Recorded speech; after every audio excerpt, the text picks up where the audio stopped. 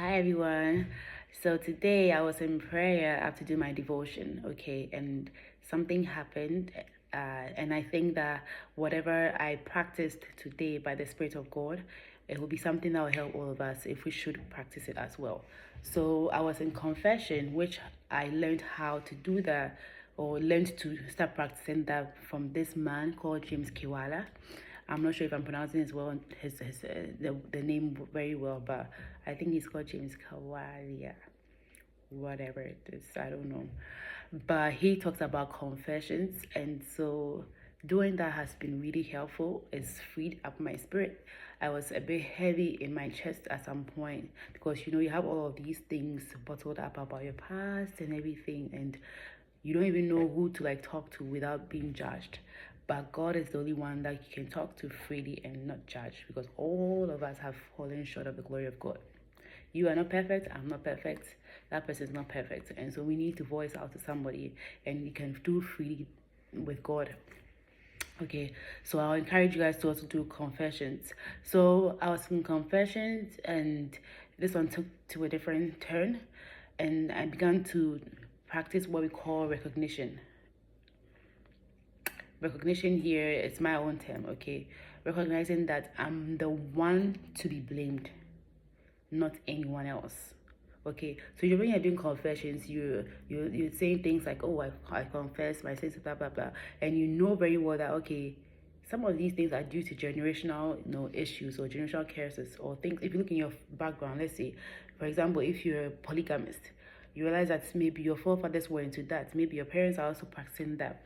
If you're an alcoholic, you can tell that maybe uncles, aunties, parents, you are all into those kind of lifestyles. So with this one, you can relate, you can trace it back that okay, I'm doing this because I'm from that background. And it's very easy to put a blame on somebody, put a blame on your forefathers for worshiping idols, for going to all sorts of things. And so you come before God and you feel like you're justified, not through the blood of Jesus, but because you're from somewhere, and God should understand. And God understands that there are generational issues, and that's the reason why you are here. And it's very true. But it's a different level to confession that I feel like brings actual deliverance and takes away disgrace, future disgrace waiting for you. Okay. And this is what I call recognition. I introduced you to it. So you taking the blame, saying that, okay, I know I'm from this background, and I recognize that I'm doing this and that and that, and I can see that in my parents or in my uncles and aunties. But what do I do about it? I also decided to take that on that path, and it's sometimes they are uncontrolled. You can't control them because they are spirits that are involved in all of that. But it's still a path that you choose, whether you like it or not. It's still a path that you choose. Most of the time we see people, for example, if you're into sexual immorality, you hear people telling you that stop having sex before marriage. You hear people saying that smoking is not good, alcoholism is not good. And it's like you give yourself all the reasons in the world to just justify your actions. It's because it's your desire. And so you are given that information to stop, but you decided to refute their points by giving them all the reasons in the world to practice that, to continue going through that. So if anything bad happens to you along your way or your path, please, it's not about your forefathers, whatever it is. Yes, there's a contribution to that. There are contributors to that, but the decision also lies within you. Do you want to continue within that path, or you want to be free from it? And why is it that we always have to go through the negative things before we realize that I don't want to be part of this anymore? So this is where our freedom should come. So if you see me looking here, I've written some things down. So as I said, confessions, recognition, and that leads to deliverance and averting disgrace in the future. So for example, if you look at David in the Bible, David, of course, you look at down his generations, there was sexual perversion there. Okay, if you've read the Bible from Genesis going on, you see that there was sexual perversion from his forefathers, and this sexual perversion was hiding inside of him. I don't know whether he has exhibited it before or not, but this part of him was projected when he became a king, and it was projected to all of us, even till now, till the last of our generation. David's weakness will be projected. And so this tells me that if you don't deal with these iniquities inside of you, the sin, the transgressions that we are all facing, it will disgrace us at our moments of glory. Okay, and the enemy is so smart that he doesn't allow these things, not even allow, he doesn't push us so much until you are in a glorious season, until in a season where everybody mentions your name, talks about you. Okay, so David, last was hiding in David until he became a king, and he saw Bathsheba, and then all of those things happened, and now his the people all got to know about what he had done.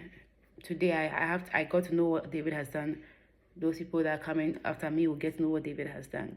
And so if we do not work on these things that we are dealing with within us, it will disgrace us.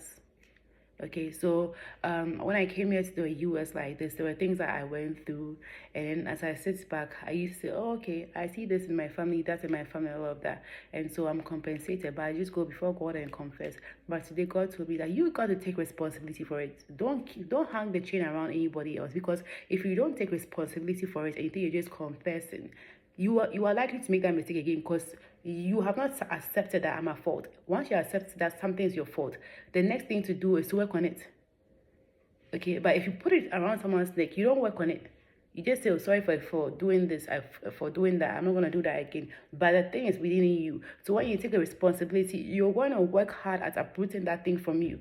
Because no one likes to blame themselves. No one likes it when anyone blames them. That's the reason why we always want to blame other people. So whenever you blame yourself, you take responsibility, you work on that thing, it's uprooted and you're cleansed.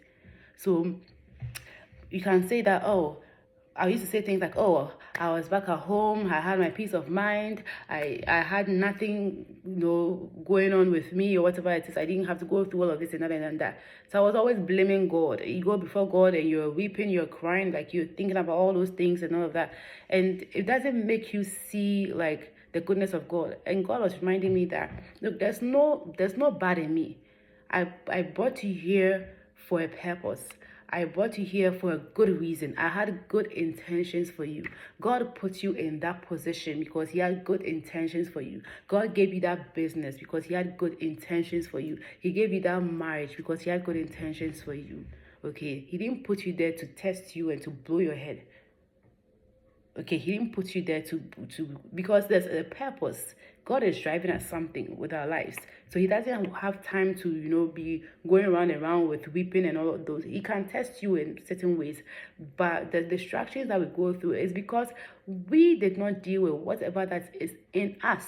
And that's the reason why when he takes us to places and we are tested, we are tempted. Let me put this temptation. When you are tempted, you fall down and you're not able to rise up the way you're supposed to rise up quickly, because there was something in you didn't work on. And so you be crushed at a point where you're supposed to be running, where there is a mission for you, where there's glory ahead of you, when you're in a season that you're supposed to be running, something has pulled you back. Okay, so it's about time that we stop seeking to move forward without working on the things that are inward that would affect our glory. Okay, so if we don't work on it, no matter how high you climb, you will fall. And your fall will be so distracted because you have climbed to a level where everybody has recognized you. And when you're recognized and you fall, you know how, embarrassing that is. You don't only disgrace yourself, you disgrace the name of God. Especially for children of God who have proclaimed Christ in public, or people know that you love God and everything. You don't only disgrace yourself, you disgrace the name of God. And God is not willing to disgrace his name. You can go ahead and disgrace yourself, but don't put his name on you if you want to disgrace yourself. But once you put your name on him, he's not going to allow you to disgrace him. And that's the reason most of us have not moved forward in life. God wants to give us that opportunity to work on ourselves.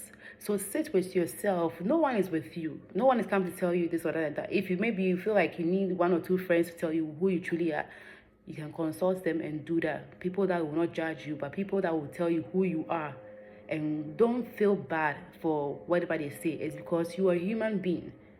Okay, you're a human being. So whatever the feedback they give to you, just take it in good faith, because you have a motive. The motive is to work on yourself.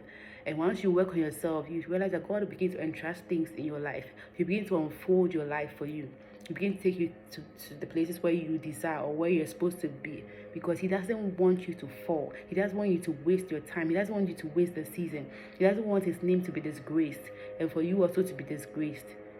Okay, so let's take this season of our lives to work on ourselves, and trust me and trust God. Once you begin to do this, we will see the seasons that we need to be unfold in our lives. So God bless you. If this blessed you, please don't forget to share and subscribe. And thank you guys for subscribing, those new subscribers and the old ones. I'm grateful for watching. God bless you.